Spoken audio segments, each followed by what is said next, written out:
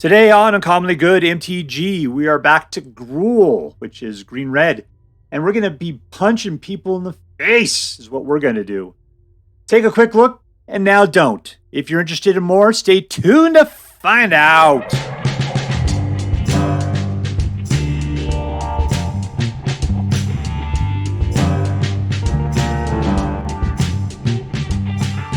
Hello, and welcome to Uncommonly Good MTG.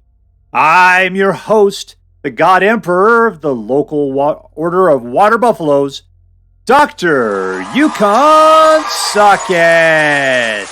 Yes, thank you. Filmed before a live studio audience. Thank you so much, Yukon Socket. Word to your mama. So I'm broadcasting to you today from my secret underground headquarters, and I'm bringing to you a deck that I found over on the Aether Hub by an unknown posted person, and with some minor changes I made because I had some issues with what was originally up there. So what we're going to do is really quickly, we're going to take a look at the cards that are in this deck. We're going to talk a little about what this deck's supposed to do, and then we're going to go out and crush some hopes and dreams. All right, so the original lineup had some stuff. When I played it, I thought, the big problem is this thing is lacking control. So I ended up putting Lightning Strike in. I think I took out some atrocities, which are just pump your guys up a little bit, and then when the creature dies, you draw a card or something. I thought that's lame. So I got rid of that. Also, later on, I thought, you know what I really need is I can't get past some guys. Sometimes it gets kind of big. We need some way to just totally do the damage. At which point, Voldaren Thrillseeker. She's my go-to for red and GRUUL stuff. Voldaren Thrillseeker is incredible. So she made it in there. I forget what I took out to put it in. And so this is the balanced deck we have right now. Let's talk about these cards super quick. Let's see what we got. We got 1 point of damage to each opponent and planeswalker. At which point, then it pumps up a creature, and then lastly puts out a hasty 2/2. This guy's a hasty 1/2 who increases every time you play a non-creature spell. This one pumps up a creature by +2 and puts a monstrous roll token on it, which gives it an additional Popo counter and trample. Well, it's not a Popo counter, is it? Just a +1/+1. But it is technically a Popo counter unto itself with trample. So it's a Popot. 2 points of damage. This is an incredible new card for hasty red. And you got a Swiss Army knife of things you can do. Discard a card and draw a card. Create a treasure token or put a wicked roll on a target creature that you control. 3 points of damage to anything. This guy distributes 3 +1/+1 counters amongst the creatures you control as his adventure. And as well as he comes out as a 2/2 who has double strike when attacking as long as you control a creature of power 4 or greater. Ruby is a mana elf who only can put out red or green mana. She's not an elf, though. Hasty 1/2, but whenever she attacks, if you control a creature with power greater than 4, then she gets +2/+2, making her into a 3/4. Dun-dun-dun-dun-dun. Voldaren Thrillseeker, most excellent. She costs 3 to put her out. She back up 2, meaning you put 2 Popo counters on a target creature you control. Could be her, could be somebody else. If you put it on somebody else, then they get her ability as well for that turn, which is 1 mana, sacrifice this creature, it deals damage equal to its power to any target. So it's a fling, right? So they're only good for 1 turn if you put it on another creature. Otherwise, you can fling her anytime you want for 1 mana. Migloz. I have Migloz. He's got 5 oil counters on him. You can remove 1 against Vigilance and Menace till the end of turn. You can remove 2 to give it +2/+2 until the end of turn. Or remove 3 to destroy target artifact and enchantment. And those cost the mana as well. 1, 2, and 3. So we got to remove allo counters, and you got to also pay mana for it. He's a little expensive on his abilities, but worth it. Samut. He is a legendary creature, but you can only have 1 out, which is why there's only 2 of them. He costs 3 to put out, but he's got First Strike, Vigilance, and Haste. And whenever a creature you control deals combat damage to a player, if that creature enters the battlefield this turn, draw a card. So he's a very narrow card draw guy. Still hasty, Vigilant and First Strike is pretty decent. He's got a lot of abilities. It feels like he could be better, but whatever. He's in there. This is the weird card to me. It's a 4. It costs 1 less for each creature that attacked this turn, and it's an instant. And it does 5 points of damage, but only to a target creature. So still, you can attack, and then you get to cost way down on this thing. Instead of being 4, you might be able to cast it for 1. At which point, you could shoot something fairly big and take it out. So, it's a good clutch card. It's part of the tricks. You can do way more than what you normally can, and it requires you to attack, but you're going to be attacking anyway. What else we got? No man lands, bunch of weird-ass dual lands in there. And there we go. All right, so what are we doing? It's aggro, man. We are aggro attacking, trying to get out something that could be at least 4 for power, to pump up all of our other dudes, and then just strike as best we can. We got a few clutch cards, a few tricks, and that's it. Hopefully we can finish the game by mid-round, by turn 5 or 6. All right, so before we go out and do things, let's say our prayers and talk about what is best in life. Dear Black King Toxrill, who dwells within the dark chambers of my heart, please hear my prayers and grant your blessings as we attempt to crush our enemies, see them driven before us, and to hear the lamentation of the women. All right, I'm playing against Furbizator.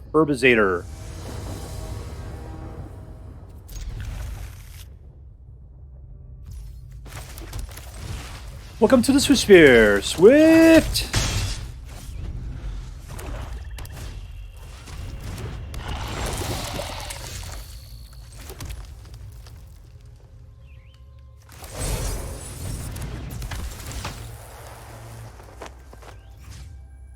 Put it right there. I give him.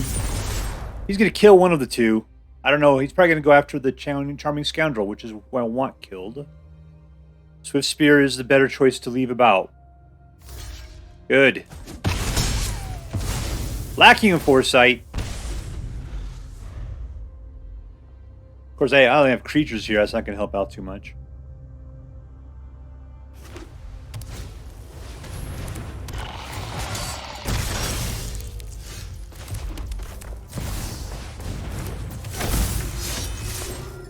And in we go.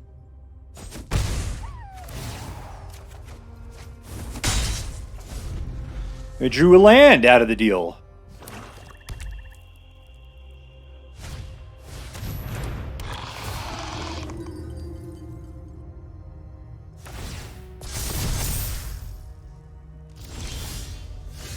And you're going to sit there and be all badass. What you think you're going to do? 3 of them, huh?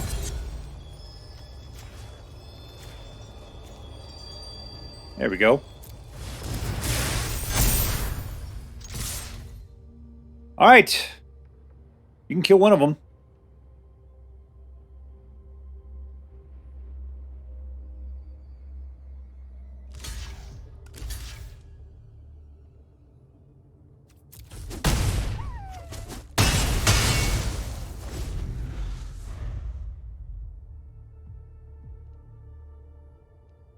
What do we got? We got the Thrillseekers.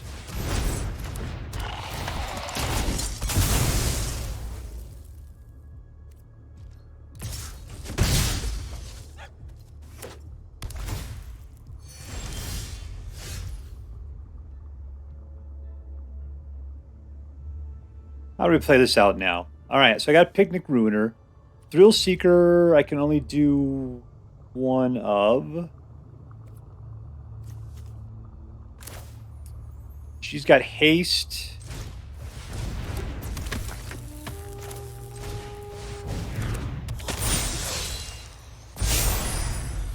We got her pumped. That's what matters here. And our Thrillseeker could take out any of his guys.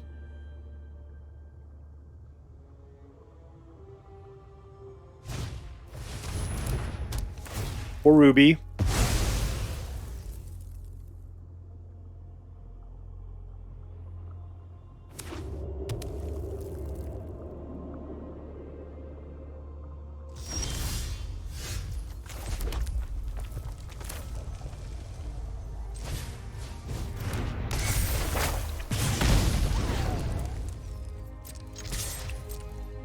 Alright, there we go. Next for damage. Let's just kill that guy. Put out a nice Picnic Ruiner.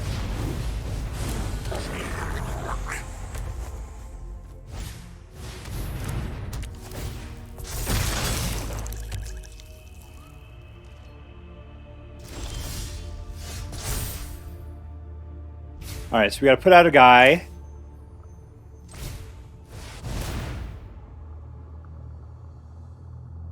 You know, the Picnic Ruiners will be double strike once I do this.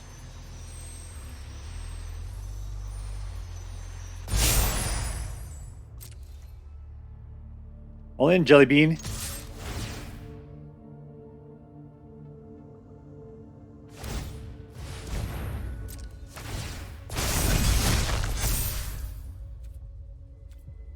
What do you think he's going to do? Just a single guy in front? Both of them.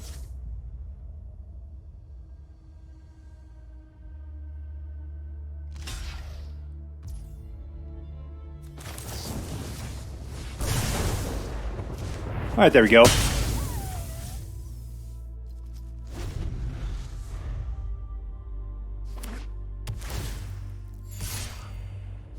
Nope.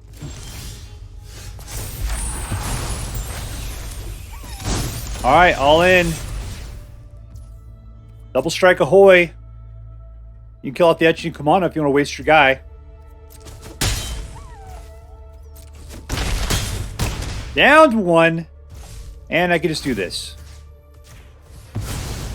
Voldaren Thrillseeker for the win! Bum bum bum! Victory! Alright, playing against AceOfJacks.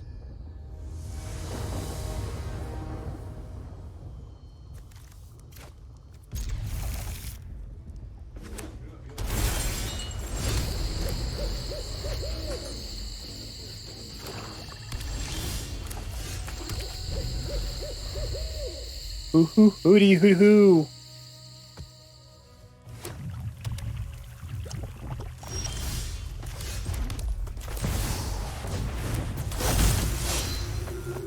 You just looking for something to kill?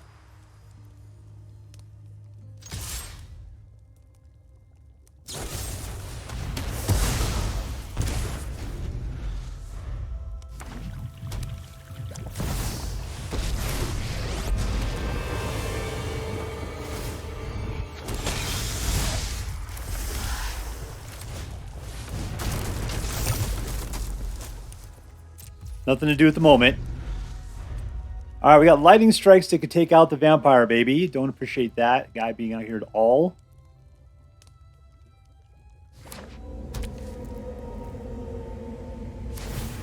He's got a ton of mana.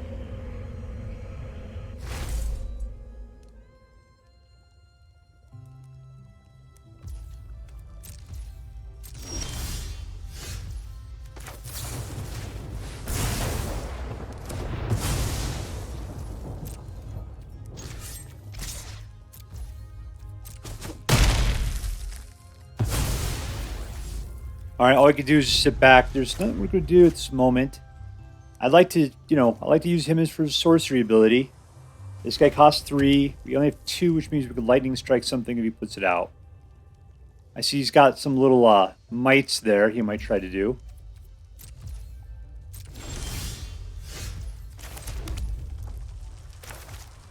Well, that's legendary. How fantastic. Alright. He's probably just going to kill us. He's going for the attack.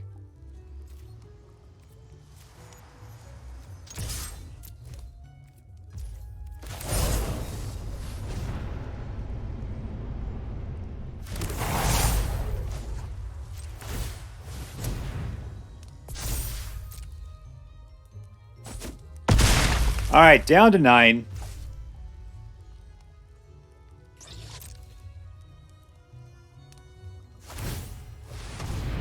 And he got some poison mite out. Good for him.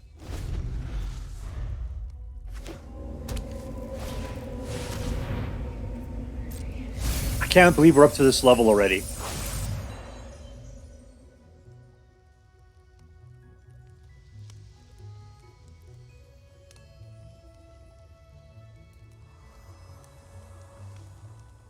I just gotta hope for a whiff.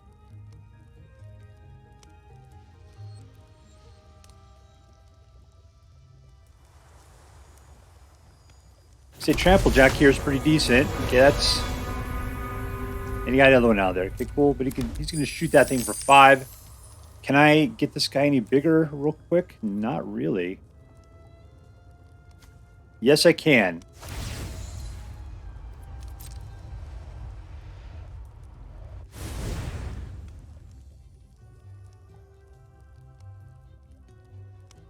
Alright, he's practically out of mana. He wants to gain 2 life.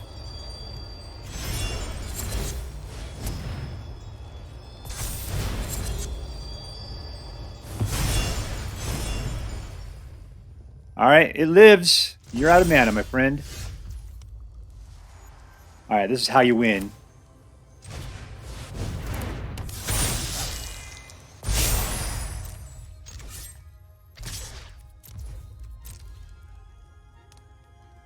Put one dude in front of it.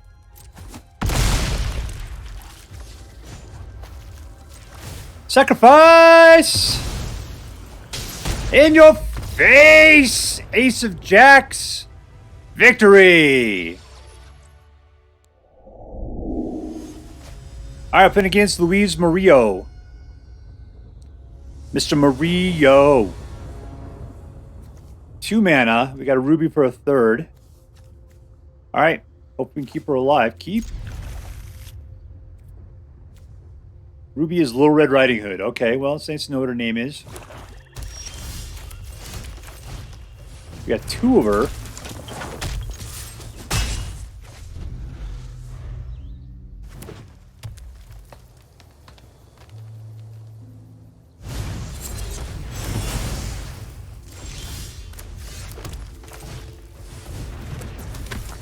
All in.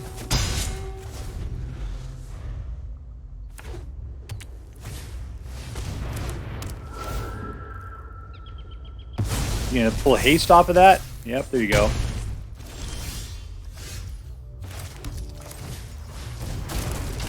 And in for 1. And she is much stronger.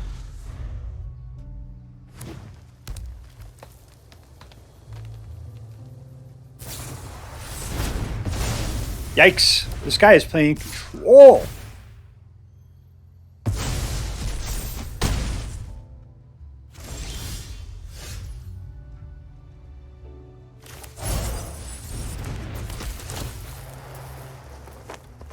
Let's wake it up. Get her up there and all in.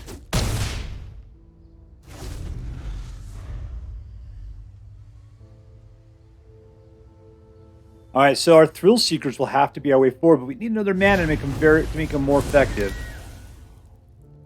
That's what Ruby's for, I guess.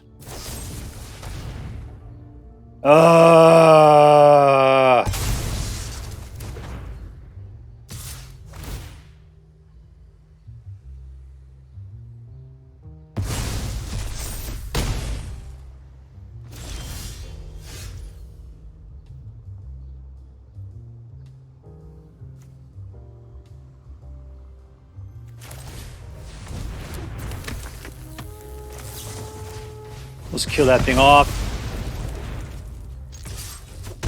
I dislike the fact that it just used her for the mana when I could have used that.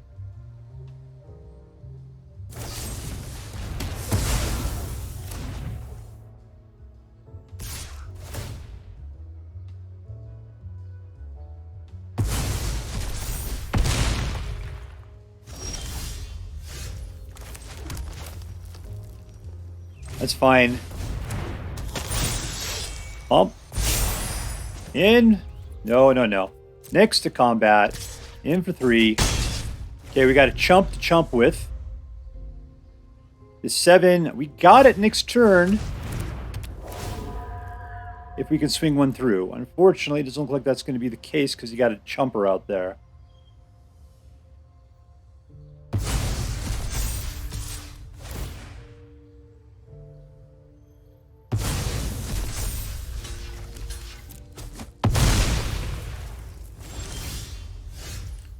All right, Bear Claws McGinsey. I don't think I got what it takes. Let's put her out there anyway. Let's just do what we can.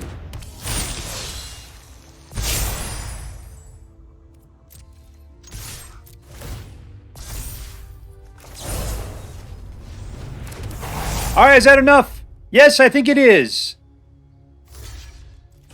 Totes, McGoats. And we win. Ooh, last minute. Top, what's it called? Top decking victory. Ooh. All right, we're playing against MythicShadow.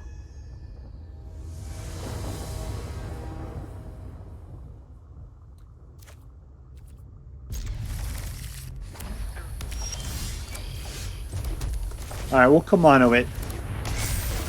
It's a little slow.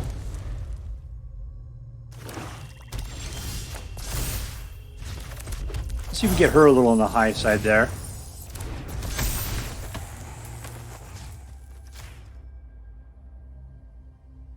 And he's just going to kill it.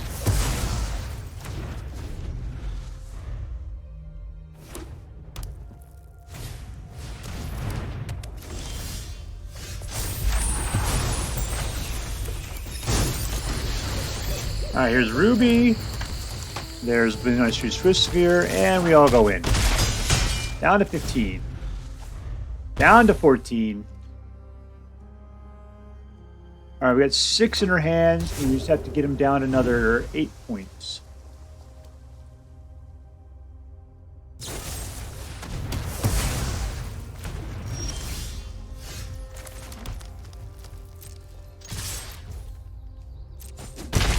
Hope that was a mistake on my part.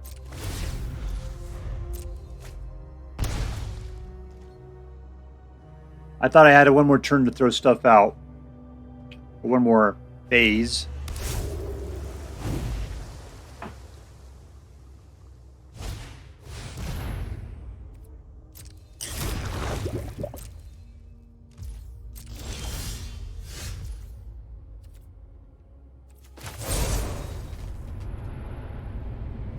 Let's give it to the big guy for trample ability. Shoot him in the face for 1. Can't block. And he's down to 3. And that's our card for 3.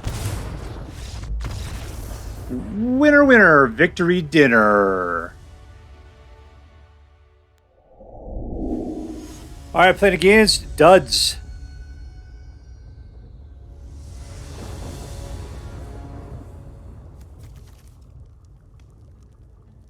Wow, that is a horrible, horrible hand.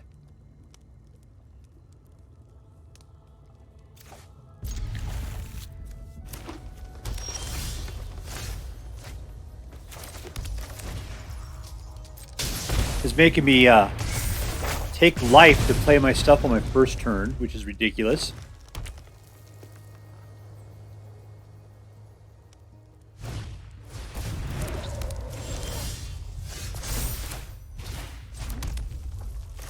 Let's get that pig. He's our only creature, so let's just get him out there.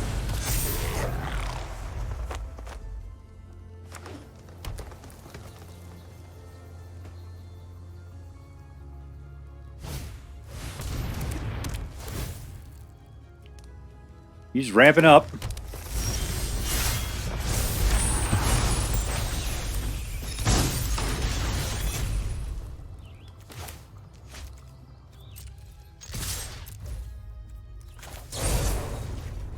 All right, Monstrous Rage.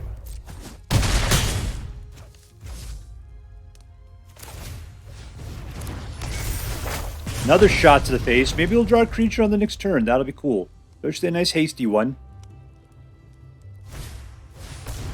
Guys still going for the ramp.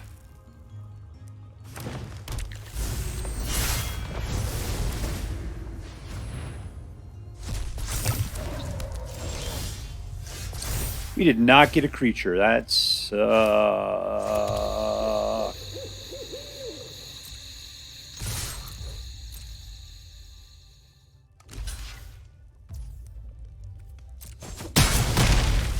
All right, he's down to 7. He's got tremendous amounts of mana.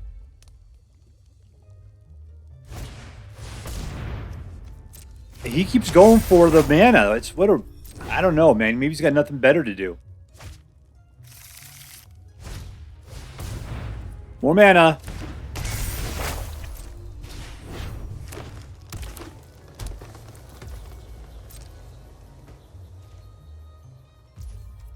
Okay, I won.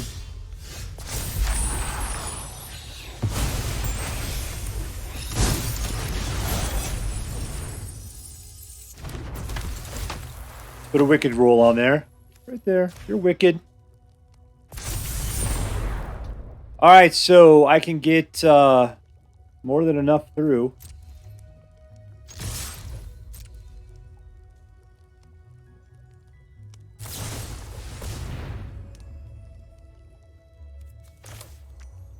Yeah, that's not going to do anything.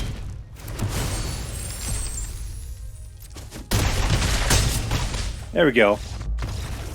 Alright, that last little bit confused me, but he was just playing cards, I guess. Here we are looking at this GRUUL aggro deck. And I played with a lot of GRUUL aggro decks in my day, and this is not the best of it.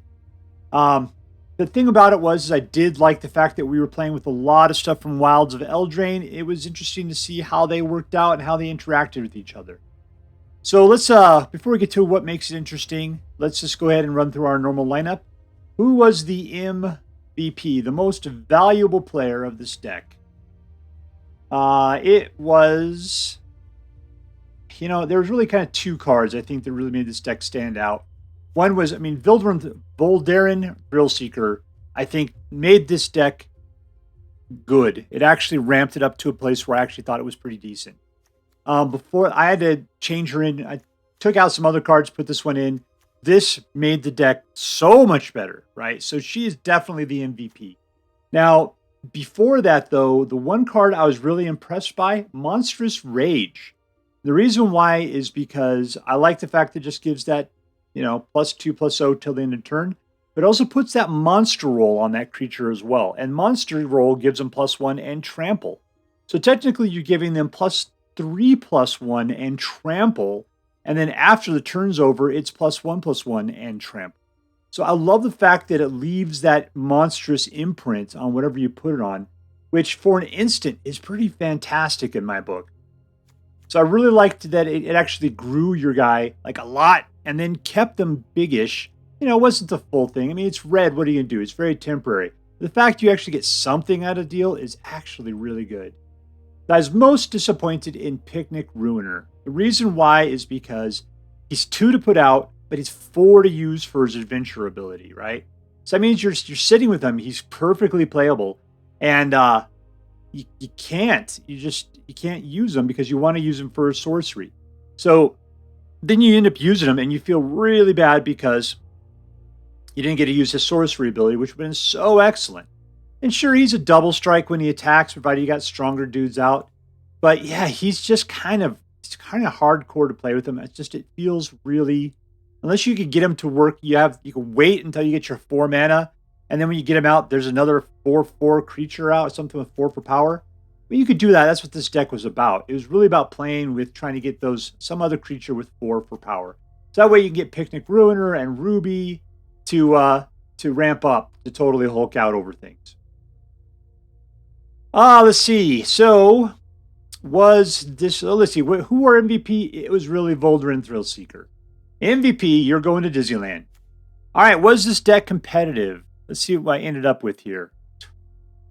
I ended up with just about 50%. The reason why I'm going to say just about is because I know I just exited out of a couple of games that were mono blue. My number I'm looking at here is 45, but I know if you take those mono blues out of the mix, I'll be just over 50%. This deck, it had a hard problem with big creatures.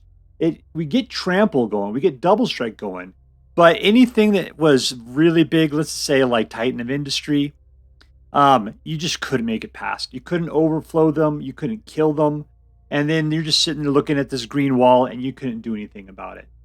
It was difficult. That's one of the reasons why Voldaren Thrillseeker really made this deck so much better, Originally, it had none of that. You know, I can sit there and lightning strike people in the face, Voldaren Thrillseeker. I mean, we have that ability now.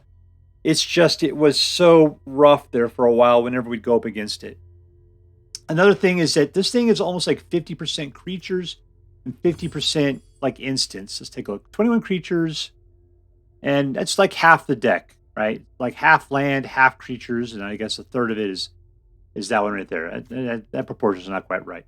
But anyways, it felt like I wasn't getting a lot of creatures. You know, you would get out 3 or 4, and then you'd get out a bunch of lightning, and you know, you get a bunch of other stuff going on. But then sometimes they would kill your creatures off, and you would have nothing to do.